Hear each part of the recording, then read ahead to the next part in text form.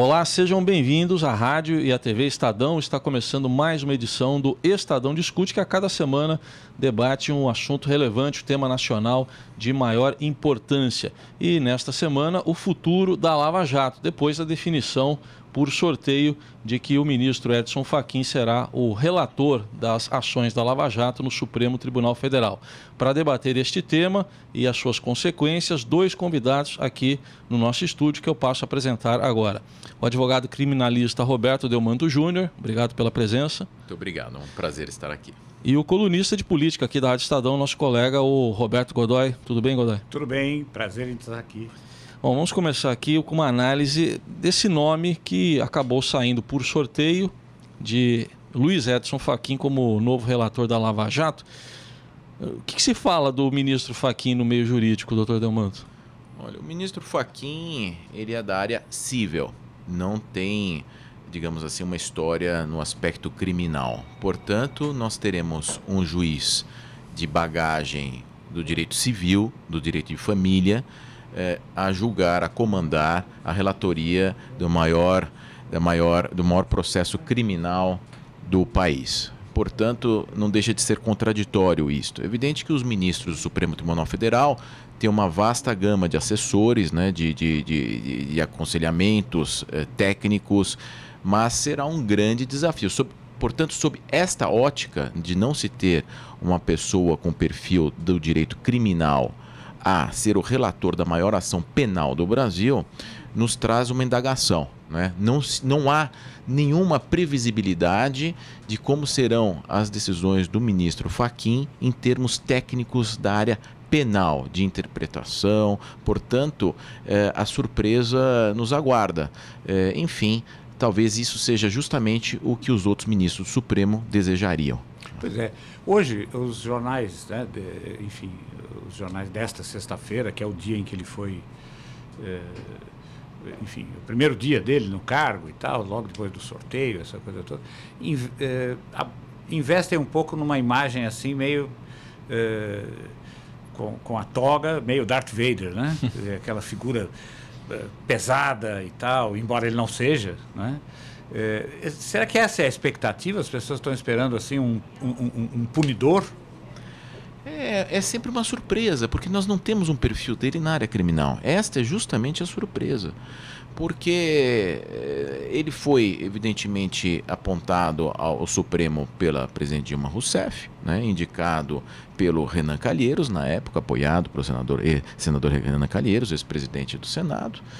Portanto, no passado defendeu a própria campanha da presidente Dilma, portanto, ideologicamente tem um viés ligado ao PT, às causas abraçadas pela esquerda. Porém, na parte criminal, não há nenhum perfil previsível para o ministro Fachin. Portanto, eu digo que essa questão de pode ser Darth Vader da vida, com a capa toda, né? E de fato o Supremo tem esta imagem que caiu um pouco com a transmissão ao vivo, né, das sessões do Supremo, e que trouxe a cidadania ao Supremo Tribunal Federal. Alguns criticam, se sentem incomodados, mas hoje todos no Brasil sabem quem são os ministros do Supremo Tribunal Federal e não sabem quem são os membros da seleção brasileira, muitas vezes, né? Portanto, sabe-se mais dos 11 ali do Supremo do que dos 11 da seleção brasileira. E isso é muito positivo. Agora incomoda alguns. Talvez pela humanização, né? Ou seja, de repente você, como o senhor disse ali pela TV, a gente vê que é possível que o sujeito tenha dor na perna, que toma água como todo mundo, que pede um café ou coisas desse, não é? Que fica nervoso, que se destempera, sobretudo, sim. Então, até queria aproveitar para pedir a opinião de vocês também sobre esse aspecto, que é ligado a esse outro aqui. A gente viu praticamente torcidas se formando no sorteio, né? Até com definições um pouco até simplistas. Esse é a favor da Lava Jato, esse é contra, esse é mais ou menos. As pessoas parece que formaram torcidas por um determinado ministro em detrimento de outro. Como é que o senhor vê isso? Assim, tem um lado positivo, mas tem um lado preocupante também? Fica um pouco torcida de futebol, fla-flu, né? E esta polarização, ela empobrece o discurso, não é? Deveria ser o discurso único. Nós queremos um ministro que tenha um grande apreço, como deve ser todo ministro do Supremo Tribunal Federal, à lei, ao apego da lei, né? À melhor interpretação da Constituição. Portanto, há uma polarização. Essa questão das redes sociais incitam esse tipo de polarização. É o Fla-Flu, não é?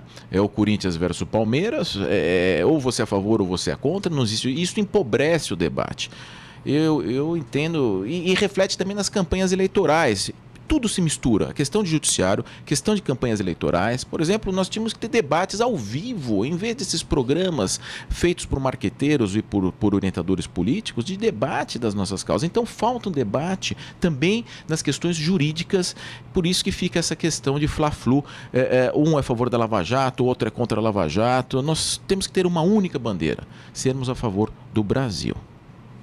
Agora, ainda dentro desse capítulo do Supremo, o Supremo ele não deveria ser mais seletivo na sua pauta? Quer dizer, veja, eu acredito, óbvio que isso é regrado, né? Não é uma coisa, não é voluntarioso e não é simplesmente porque as coisas chegam por inércia, né? Mas o Supremo discute assuntos, sei lá, briga de vizinhos, né? Será que isso tem que chegar lá? Não teria que ter uma triagem? Isso é o quê? Depende do quê? Uma reforma de todo o judiciário ou uma reforma apenas, enfim, da Corte Suprema?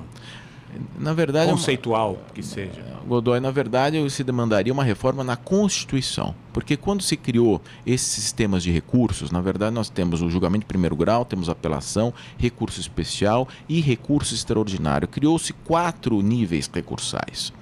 E, na prática, isso se tornou algo bastante complicado de operacionalização, porque demanda tribunais, demanda gente, demanda ministros, e os advogados, evidentemente, vão recorrer, vão usar dos recursos até o último, está na lei, eu vou usar. Assim, é natural que seja, senão o advogado seria um péssimo advogado. Mas se criou na Constituição uma estrutura recursal que na prática tem se mostrado extremamente morosa e de quase impossível implementação.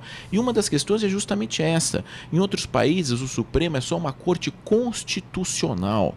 No Brasil, não. Nós temos o recurso extraordinário que tem questões também de interpretação da Constituição, mas de negativo de vigência. Enfim, nós precisaríamos, talvez, remodelar essa questão do recurso extraordinário para questões constitucionais. Assim, questões de menos importância não bateriam as portas do Supremo Tribunal Federal, e os 11 ministros, que são poucos, são 11 ministros, focariam estritamente na questão constitucional.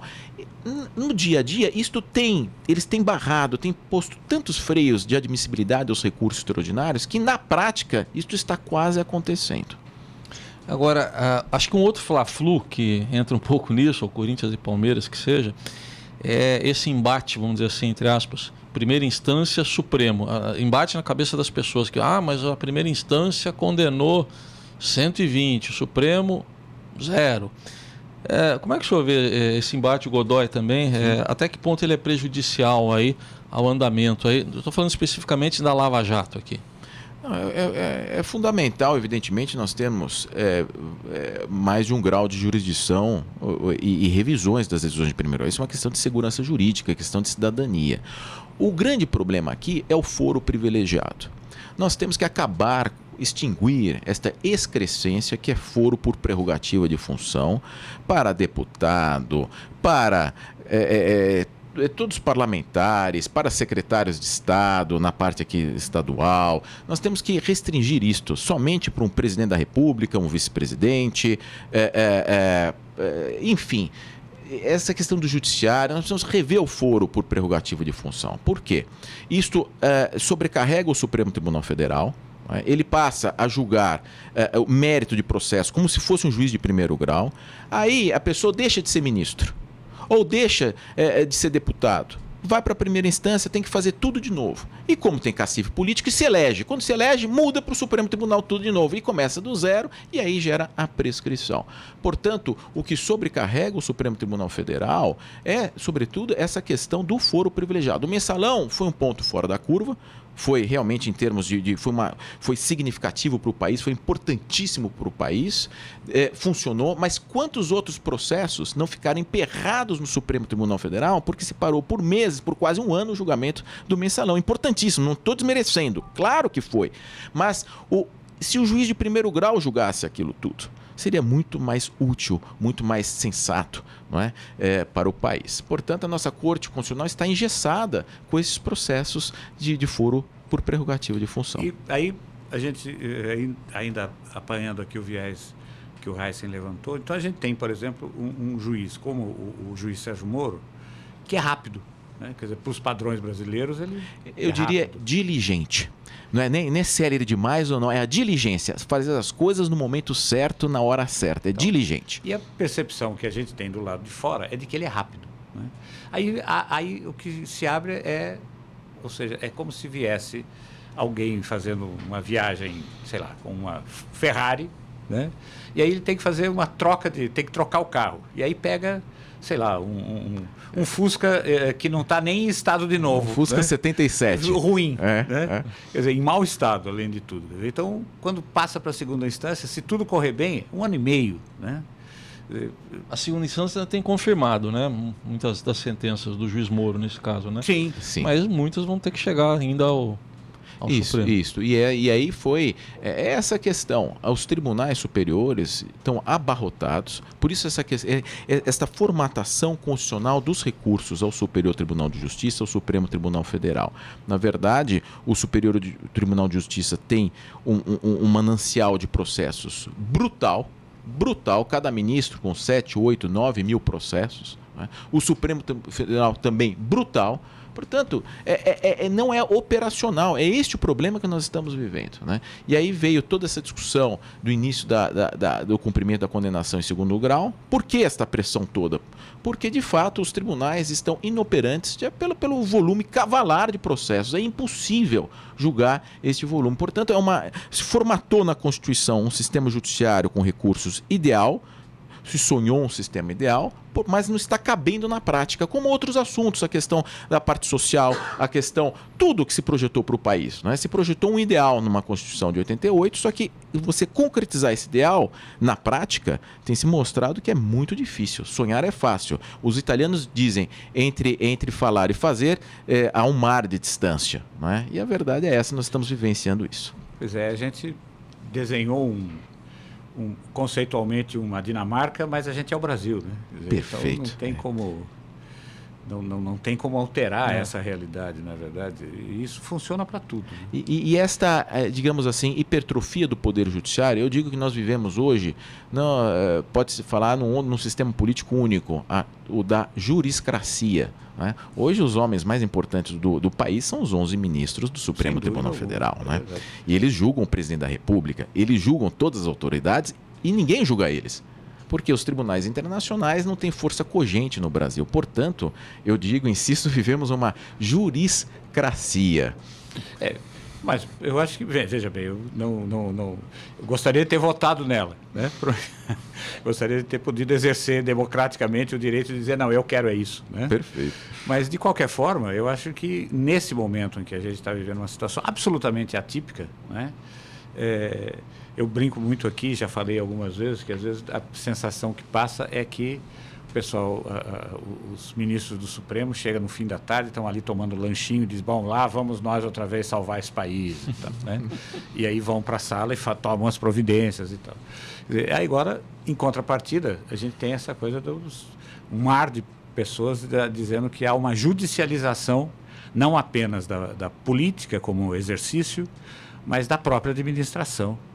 Essa decisão da ministra Carmen Lúcia, que eu achei correta, né, de desbloquear valores que estavam arrestados pelo Banco do Brasil do Estado do Rio de Janeiro, né, de uma garantia de dívida ou do Banco do Brasil, para poder pagar o funcionalismo, que estava em petição de miséria, aquela situação tremenda, as pessoas desesperadas, né, e ela determinou o desbloqueio daquela conta, daqueles valores que iriam como garantia ao Banco do Brasil, para que se pagasse funcionalismo e contas urgentes do Estado do Rio de Janeiro. Portanto, é uma típica demonstração do Supremo Tribunal Federal entrando entrando em seara administrativa, essa hipertrofia e esse protagonismo. Questões também de políticas públicas, nós temos a questão da demarcação indígena, aquela Raposa Serra do Sol, aquela reserva, questão de amianto, questão do legislativo, união homoafetiva, questão anencefalia, são N questões que seriam de políticas públicas ou de legislativo que o Supremo é obrigado a decidir, Godoy. Porque o judiciário, quando se bate a porta do judiciário, ele tem que dar uma resposta. Exista lei ou não exista lei.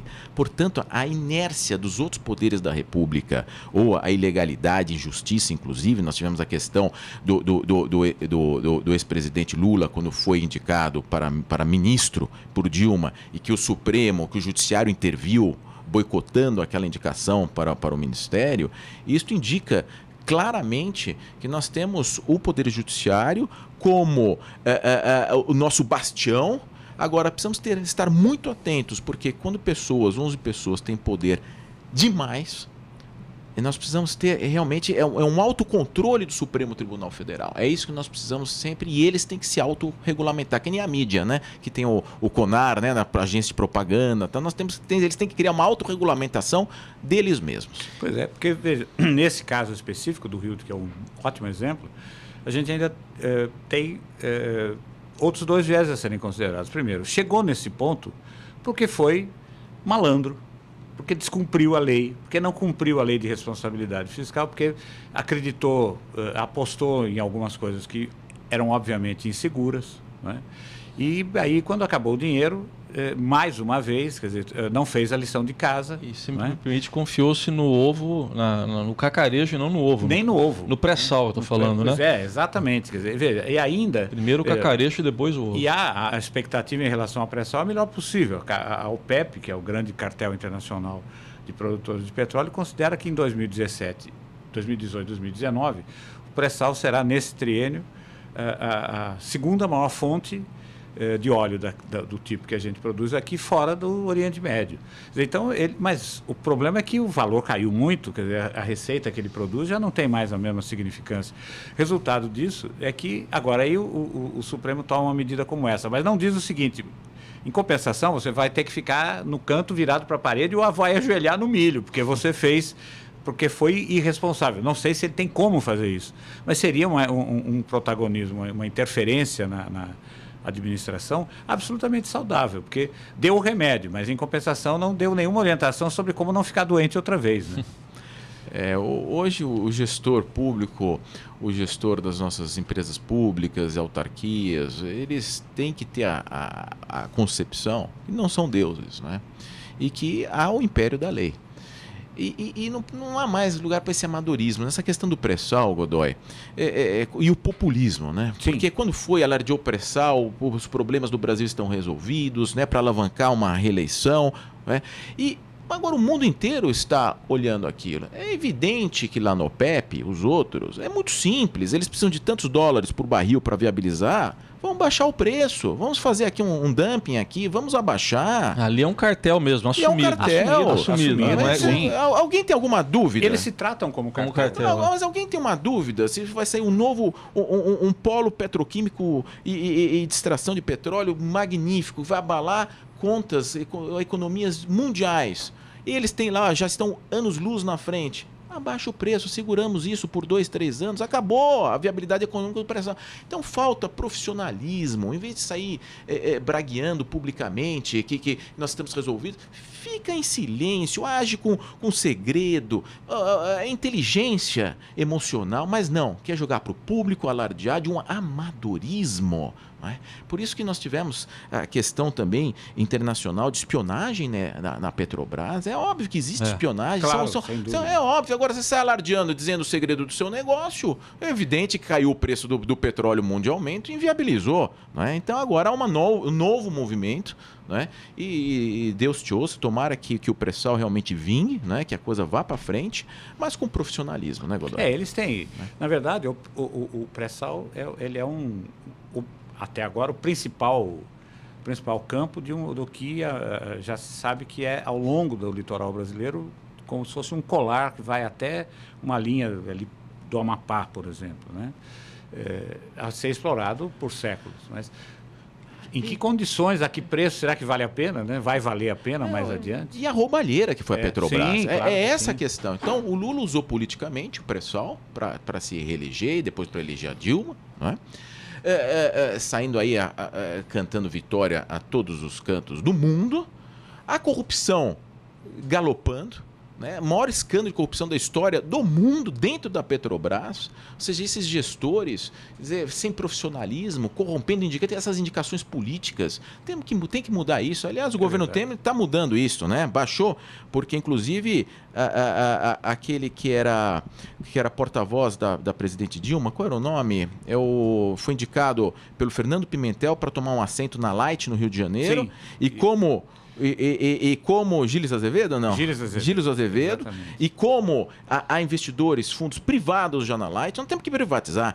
Barraram ele, não vai ter uma boquinha aqui não no conselho, não é? Porque não queremos. É tão simples assim. Né? Mas já estavam arranjando uma boquinha para ele, para acomodar, apadrinhar todos os que estão agora sem saber o que fazer. A gente está indo para o encerramento quase do primeiro bloco. O doutor Delmonte falou em alardeamento, em alardear aí. No caso aí do pré-sal, então eu vou pegar esse gancho para a gente saber o seguinte, uma última opinião antes de encerrar o primeiro bloco. Tem questões de fundo na Lava Jato, obviamente, complexas, mas tem uma questão imediatista, digo do ponto de vista da opinião pública, até nós, da imprensa. Sim.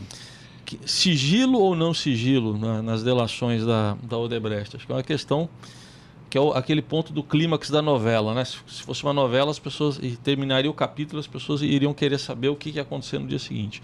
Enfim, tecnicamente, o senhor vê elementos para a divulgação das delações? O que aconteceu? Quando foi feita a lei da delação premiada, esta última, se estipulou na legislação, se formatou desta forma, que as delações devem ficar sigilosas até o oferecimento da denúncia por parte do Ministério Público. Quando se optou por isso, evidentemente que se protegeu o delator, para o sujeito ter coragem de fazer delação, de olha, vai ficar em sigilo, você vai delatar, mas nós não vamos execrá-lo publicamente, para você, inclusive, ter coragem para delatar. Esta foi a ideia da lei e há um outro aspecto de, entre aspas, não prejudicar as investigações. Pode ser um pouco também porque se investiga, se obtém interceptações telefônicas com base em delações. Portanto, há uma dúplice vertente nesta proibição de divulgação do conteúdo das delações antes da denúncia. Proteger e estimular a delação e, por outro lado, proteger as investigações até que elas sejam efetivas, colheu-se tudo e oferece a denúncia. Este é o raciocínio. Vira-se nessa hipótese do Petrolão, nós temos aqui da Odebrecht, etc., um grande interesse público, não é? E aí é um choque entre o interesse público, as investigações e o interesse do delator, que cedo ou tarde vai se tornar público. É uma questão de meses. Portanto, há que se sopesar e esta vai ser o primeiro grande desafio do ministro Fachin. Pois é. E apenas complementando aquele raciocínio da Petrobras, o que aconteceu com a Petrobras, eu ouvi uma definição muito boa essa semana de um analista americano a respeito do bom desempenho da Petrobras. Ele falou, não, o problema é o seguinte, vocês fecharam a Petrobras. Como assim? Ele falou, ela encolheu tanto que ela é outra empresa. Aquela empresa que vivia da corrupção, onde a corrupção estava marmorizada, aquela coisa toda, desapareceu. Ela morreu por inanição, morreu por... autofagia, digamos assim. Esse negócio. E a Petrobras que está aí hoje é outra empresa. Essa é a que está começando. As ações estão subindo, é a que tem boa perspectiva e tal. Ela é muito menor, tem um número muito menor de funcionários, tem expectativas de futuro muito menor. Perdeu a xenofobia, né? Correto. É bem por aí, né? E isso é um choque, porque tem um quadro de funcionários técnicos maravilhosos. Espetacular. Os funcionários são realmente de altíssimo Referência padrão, internacional, mas é o segundo escalão. Aí você põe político, indicação política no primeiro escalão, isso é uma barbaridade, nós temos que acabar com essas indicações políticas. E não só, em portos também, é uma vergonha, é tudo indicado apadrinhado político, tem que ter carreira. Então o Brasil precisa de um choque, não só na parte econômica, mas um choque de reforma estrutural das nossas autarquias, empresas públicas, tem que enxugar, quando tem que ser empresa pública, mas tem que ser critérios profissionais, de seleção, tem que tirar político, indicação políticas nas nossas empresas empresas públicas e das nossas autarquias. Isto é um absurdo, isto, né? Quanto maior o Estado, mais o poder dos políticos, e aí vem a corrupção, financiamento de campanha. Nós temos que abrir essa caixa preta das autarquias, das empresas públicas no Brasil. Verdade. E nessa história da expectativa do Lava Jato, né? Uma coisa que fica muito clara é que a indignação e a curiosidade, mas principalmente a indignação das pessoas em relação aos valores, né? A sensação que passa é de que por pouco dinheiro aqueles corruptos ficavam honestos, né? Quer dizer, eles não se dispunham a roubar pouco, né?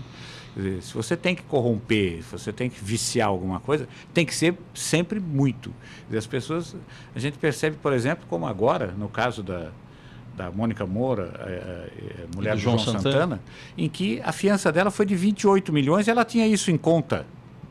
Quem é que tem 28 milhões em conta corrente? É um prêmio da loteria e não é um prêmio comum, é um super prêmio, daqueles de dar fila na porta das casas lotéricas, do país inteiro. E de repente ela tinha isso em conta.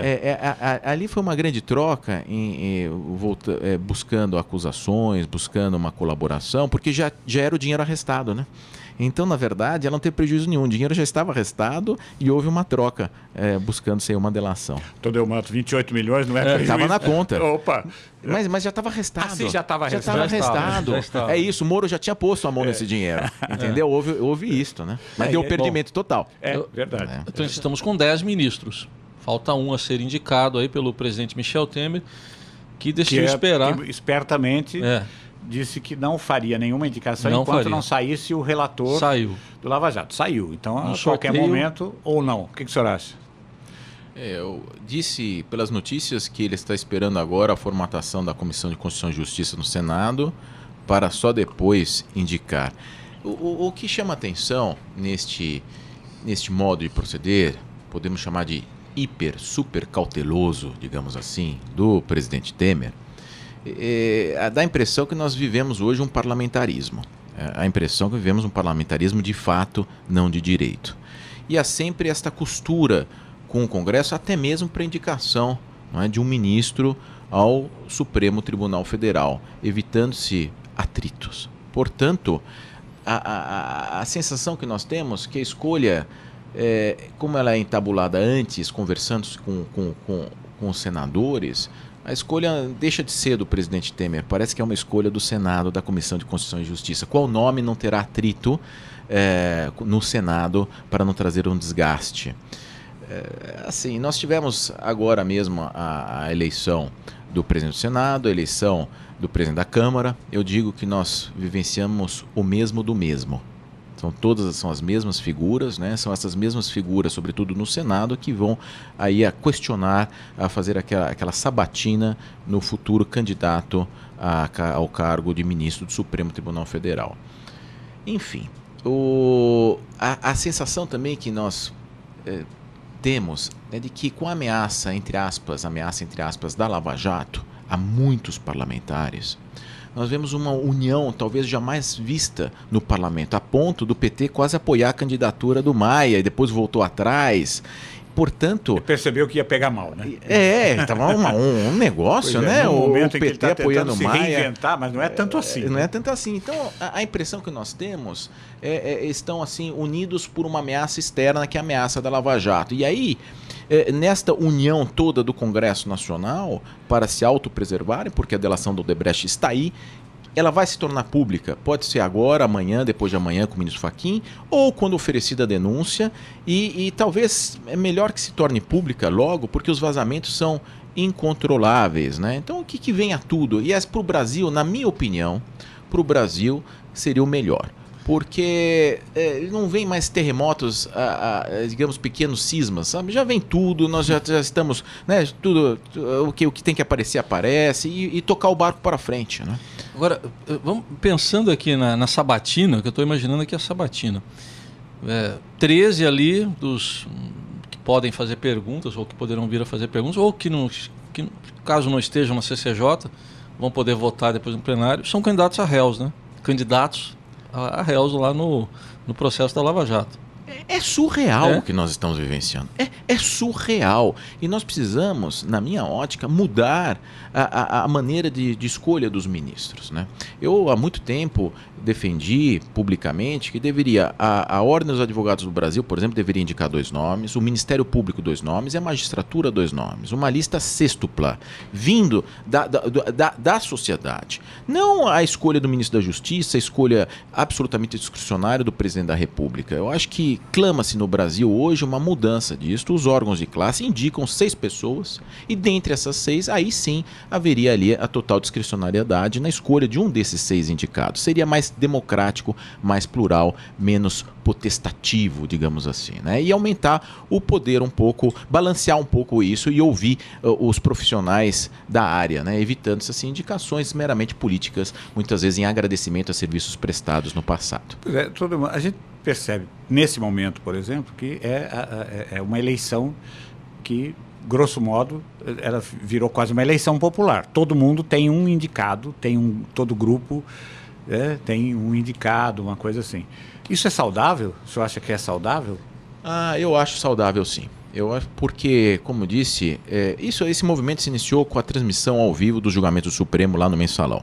Isso, para mim, foi um ponto de curva, né? Foi o ponto da curva desta, digamos assim, de trazer o cidadão, a cidadania, para a questão do judiciário. Para mim, eu defendo a transmissão pública dos julgamentos. Tem colegas meus, sobretudo criminais, que são contrários, digamos que os juízes querem prestar muitas contas à opinião pública. E eu digo, o juiz de primeiro grau, de segundo grau, e o Supremo, ele julga de acordo com a sua consciência. É evidente que ele julga de acordo com a sua consciência, sem dúvida nenhuma. Mas existe na sentença, toda sentença ela tem que ser fundamentada. O juiz tem que explicar o porquê condena e porquê absolve.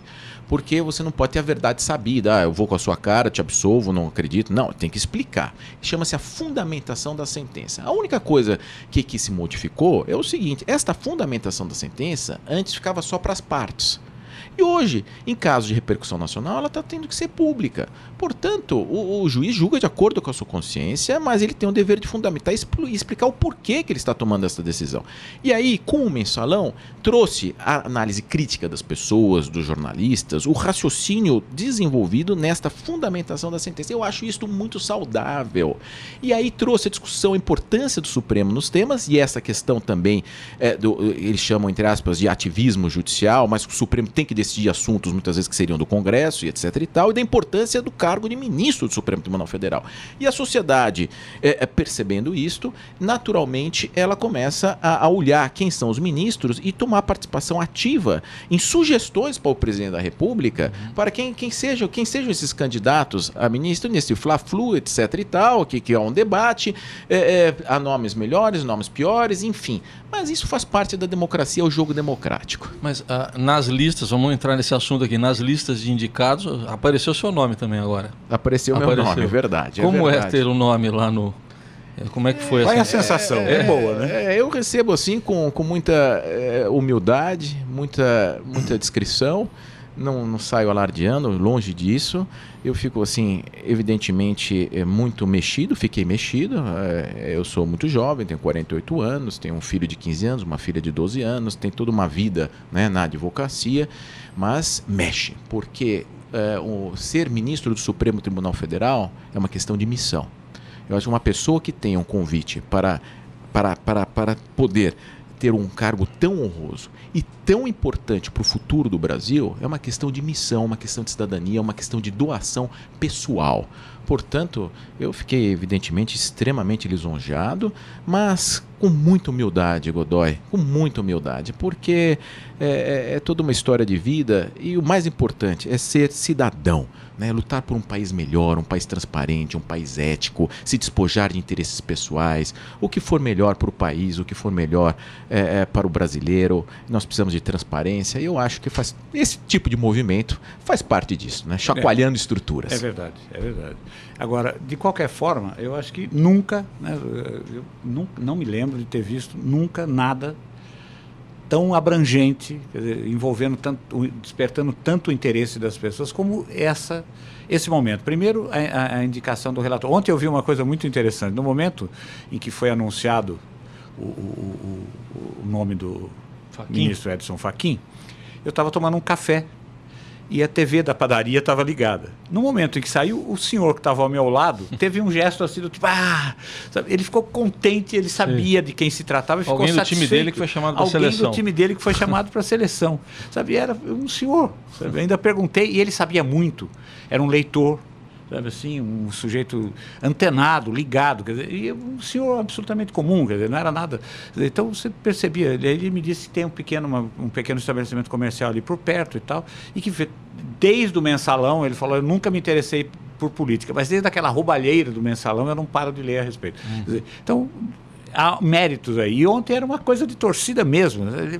Aquele gesto assim de yes, né?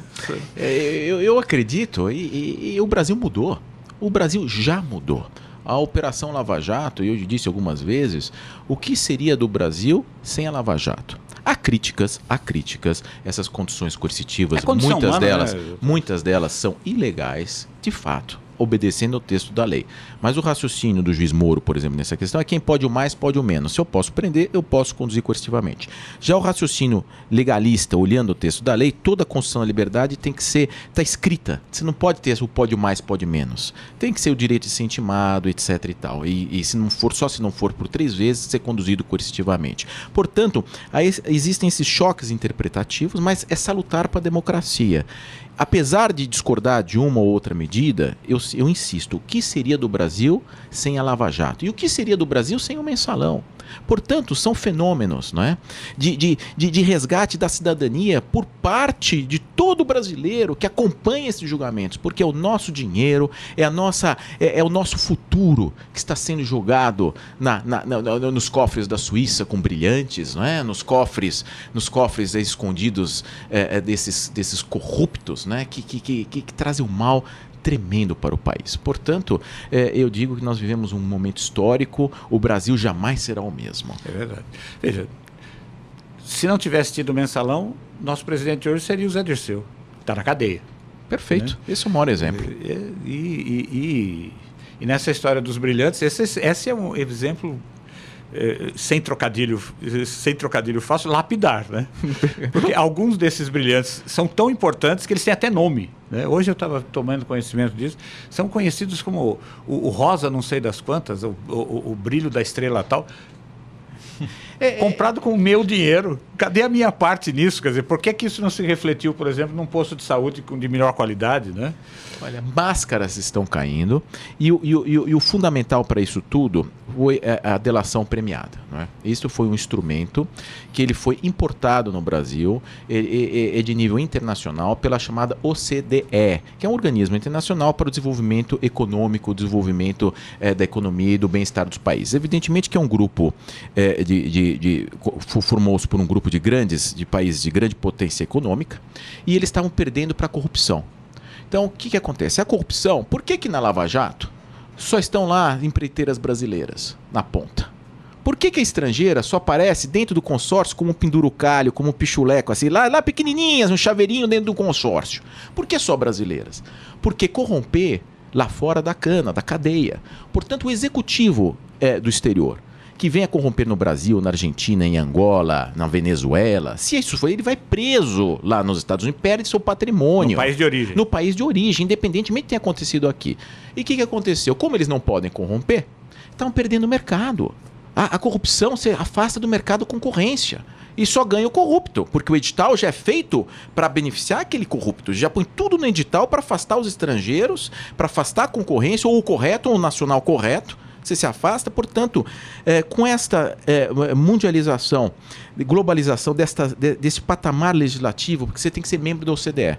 O Brasil ficou membro, assinou a convenção da OCDE. E você tem que se adaptar a sua legislação para os padrões de combate à corrupção internacional, para poder ter depois acesso a investimentos do BID, do Banco Interamericano, para você ter acesso ao crédito internacional. E o Brasil acabou sendo, entre aspas, forçado a adotar a legislação desses padrões norte-americanos, anglo-saxônicos, por exemplo, da delação premiada, para poder ter crédito internacional. E aí o que está acontecendo? Eles são pragmáticos, são geniais. Então, todo esse universo de delações. Isso foi importado. É verdade. E a gente criou aqui um modelo a Odebrecht, por exemplo, criou um modelo de corrupção. Primeiro, do ponto de vista administrativo. Ela tinha uma diretoria toda estruturada e tal, das operações estruturadas, para cuidar da propina. A segunda coisa é que o que é que ela faz? Ela entrega a mercadoria prometida com alta qualidade. Perfeito. O produto é o que foi encomendado, o que foi negociado ali no contrato, é inquestionável. Talvez só o Maracanã, não sei. O Maracanã talvez. Bom, ainda bem que ela não se meteu no Morumbi. Opa! Ali não. Ou na Arena Palmeiras, viu? Na Arena Palmeiras é com Raiz, eu não estou muito preocupado com isso. Mas são obras de alto nível. Alto nível, sem dúvida alguma. Só que onde é que estava a corrupção? É que o contrato fosse dela pelo valor que ela queria. E aí, perfeito. Né? Quer dizer, então, esse modelo é um modelo que eu vi outro dia sendo discutido num paper acadêmico, né? Da Universidade de Oxford, em que se dizia exatamente isso. Quer dizer, então, o título era Corrupção em Mármore. E aí via a sociedade como um mármore e a corrupção marmorizada ali no meio, brasileira. E de que maneira a sociedade brasileira hoje está tentando extrair essa coisa, tirar e mudar esse perfil, essa coisa. Mas destacava esse processo. O poderio desta empresa, em termos de financiamento político, em todas as áreas, é tão grande que eu acho que nós poderíamos até mudar a frase na bandeira do Brasil, que em vez de República Federativa do Brasil, nós temos lá escrito República da Odebrecht. Porque a Odebrecht estava dona do Brasil, a verdade é essa. Era um governo dentro do governo, né? Agora, sem dúvida alguma. As delações, parece que elas levam a gente para um ponto convergente, que é a discussão de quem corrompeu, de quem foi corrompido. Que as empreiteiras falam, não fomos nós, se não fosse assim, a gente não conseguia. É aquela discussão que se a gente trouxer para futebol, é mão na bola ou bola na mão. Né? Me dá licença que eu tenho uma tese a respeito. Se eram as 7 maiores empresas, estou ficando no número básico. Unidas num clube. As 7 maiores empresas do Brasil, acossadas para corromper, para pagar ou estão fora dos negócios. Ora, eu reúno meus 6 companheiros e digo o seguinte: a gente não pode aceitar uma situação como essa, vamos botar a boca no trombone. Quem mais teria condição de fazer repercussão no país, se não as 7 maiores empresas do mundo? Está perfeita a observação, Godoy, porque quem é vítima de extorsão, há que se pressupor que você está numa situação de desvantagem. Sim. E ao contrário, o poderio dessas empresas, tamanho, que passar a mão no telefone no dia seguinte tem uma reunião com o presidente da República, é tamanho. E também em outros países, né? Isso se repetiu em outros países. Essas empreiteiras acusadas... Os grandes conglomerados de mídia. Claro. Imagine, ligar para qualquer dos grandes conglomerados de mídia, olha, está acontecendo essa situação, acabou. Para mim foi um grande plano de poder. É um grande plano de poder. É ambição. É ambição empresarial. De ser um conglomerado imbatível no mundo. É poder econômico, a pessoa sonha com poder, com riquezas e com poderio, é submarina nuclear, é coisa de um grande... E tem um pouco de foro de São Paulo, sim, de crescer uma Latinoamérica e eles serem os grandes fornecedores de estrutura de toda a América Latina. É como se fosse uma China, mais ou menos, entendeu? Que lá é uma ditadura de Estado construindo. Aqui seria, digamos, uma empresa, um grupo de empresas construindo desde coisas na Venezuela, indo já para a África. Quer dizer, o plano de expansão ideológico de alguns membros do PT se virando realidade através destas empreiteiras financiando o poder e, ao mesmo tempo, o poder delas, né, crescendo como nunca e incomodando o mundo. Não há dúvida. E com isto, com esses escândalos de corrupção. Portanto, foi uma derrocada inimaginável. Bom, acho que a grande pergunta também que muita gente se faz, né? Até onde vai a Lava Jato agora? Vocês conseguem... Não estou pedindo bola de cristal, não. Mas na sua avaliação, doutor Delmanto, até onde ela pode ir? Olha, eu acho que... E demora ainda? Eu acho que, na minha ótica, a Lava Jato já cumpriu o seu papel. Eu acho que já transformou o país. Né?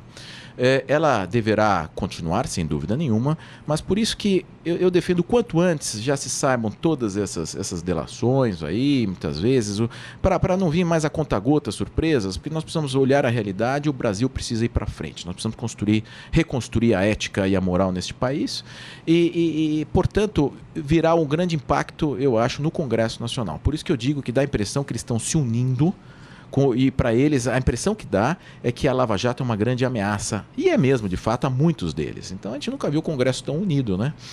Como eu disse antes aqui. Portanto, eu acho que nós teremos um efeito político violento no Congresso Nacional, talvez por isso aí é uma questão desse sigilo, pode ser ou não só para proteger o delator, mas a questão de estabilidade política, e aí vai botar em jogo de novo o foro especial.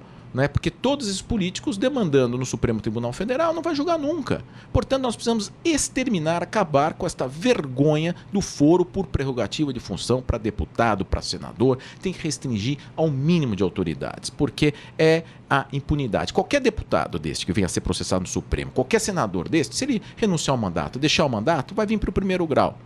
Vai lá para o Moro, vai lá para Curitiba, vai para não sei o quê. Aí se ele elege de novo, sai de novo e volta para o Supremo Tribunal Federal. Portanto, a pessoa com muito poder, ela escolhe o juiz pelo qual ela será julgada. Não dá, né? Agora,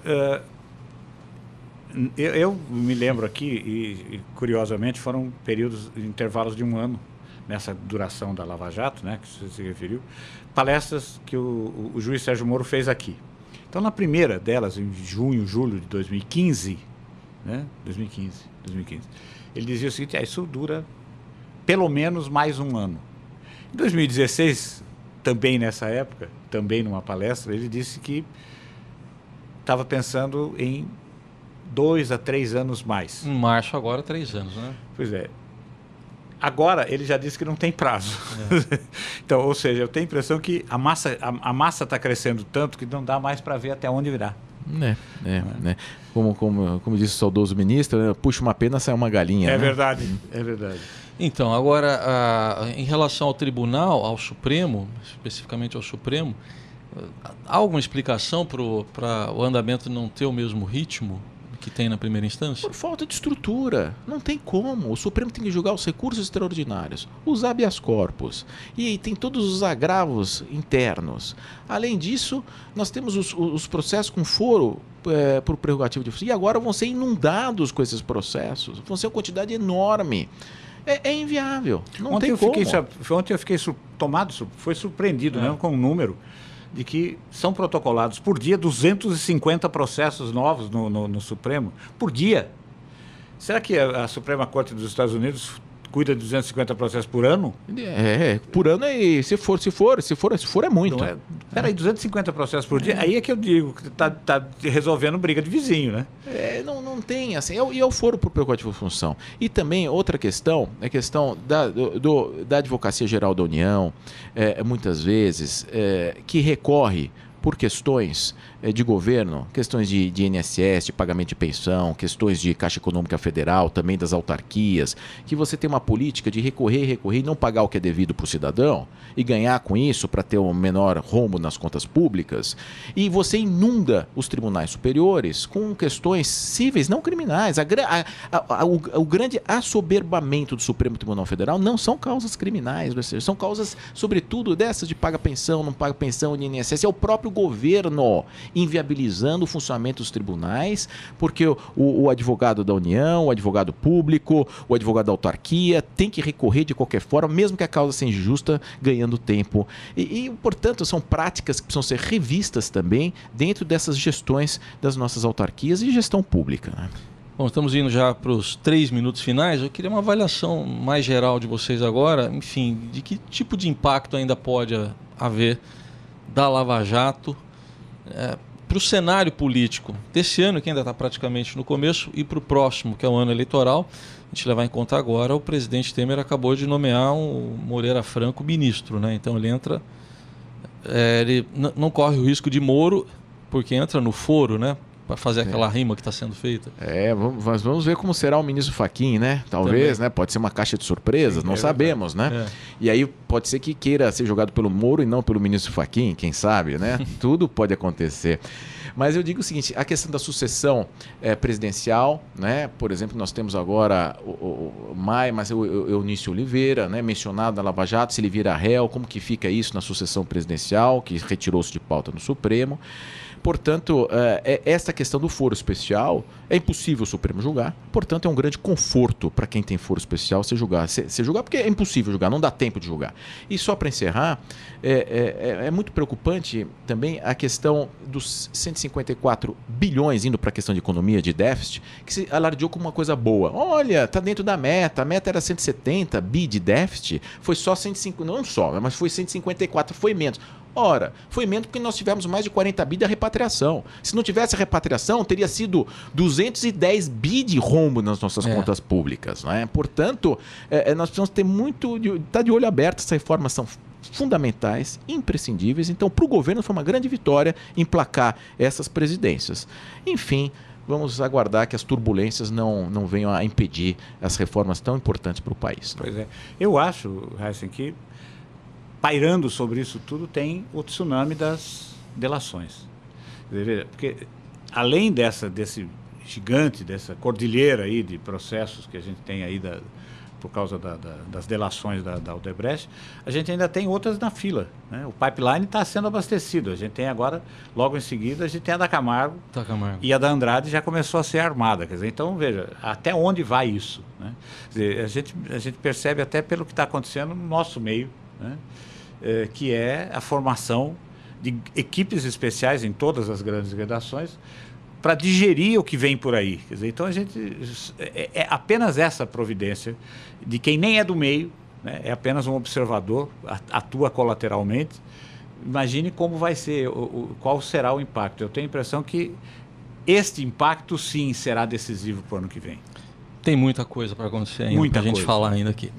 Bom, eu quero agradecer aqui a presença de Roberto Delmanto Júnior, advogado criminalista. Obrigado pela participação no Estadão Discute. Uma grande honra. E até uma próxima oportunidade. E do nosso colega aqui, nosso colunista de política, Roberto Godoy. Obrigado, Godoy. Obrigado, Heisen. E agradeço a você que esteve com a gente também aqui na Rádio Estadão e na TV Estadão, acompanhando o Estadão Discute, que hoje tratou do futuro da Operação Lava Jato. Um ótimo fim de semana e até mais.